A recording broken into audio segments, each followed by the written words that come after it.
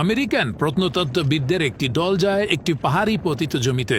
তারা খুঁজেছিল আগুনে পুড়ে যাওয়া কোনো প্রাচীন নিদর্শনের চিহ্ন। হঠাৎ তাদের চোখে পড়ে একটি অদ্ভুত দেখতে পাথর। তারা পাথরটিকে পরীক্ষা করতে মেটাল ডিটেক্টর ব্যবহার করে। যন্ত্রটি হঠাৎ তীব্র শব্দ করতে শুরু করে, মনে হলো পাথরের নিচেই লুকিয়ে আছে কোনো ধাতব বস্তু। দলটি একটি ট্রলির সাহায্যে ভারী পাথরটিকে সরাতে শুরু করে।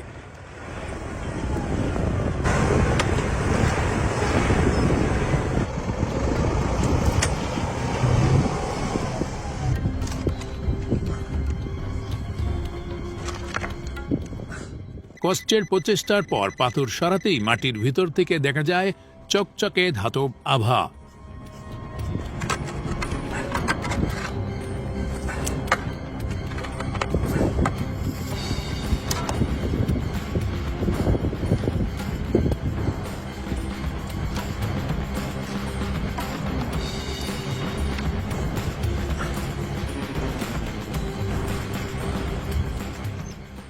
মাটি খুঁড়তেই বেরিয়ে আসে 3টি স্বর্ণের কচ্ছপ।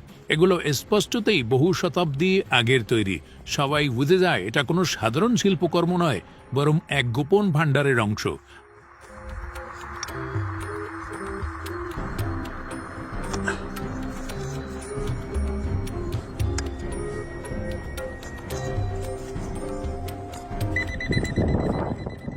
প্রথম সাফল্যের পর তাদের কৌতূহল বেড়ে যায়। তারা আশেপাশের মাটিতে আরও খোঁজ চালাতে থাকে।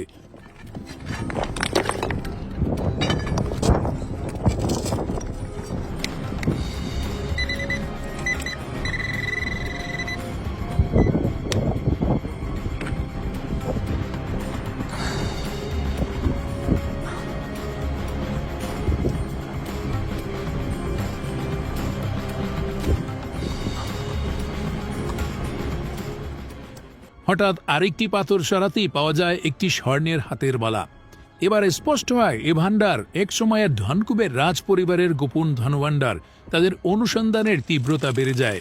মেটাল ডিটেক্টরে আবারও সংকেত পাওয়া যায়। তখন তারা খনন চালিয়ে আরেকটি বড় পাথর সরায়।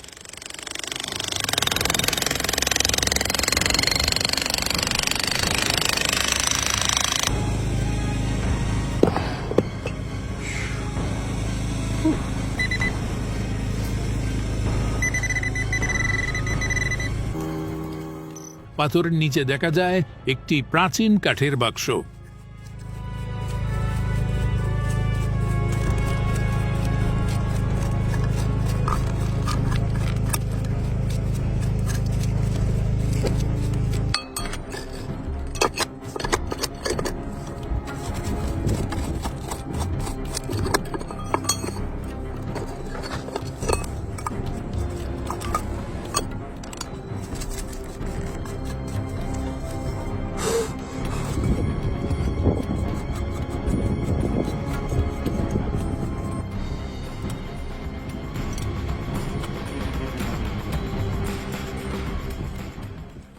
বাক্সটি ভাঙতে না ভাঙতেই ভেতর থেকে ঝরে পড়ে অগণিত স্বর্ণমুদ্রা।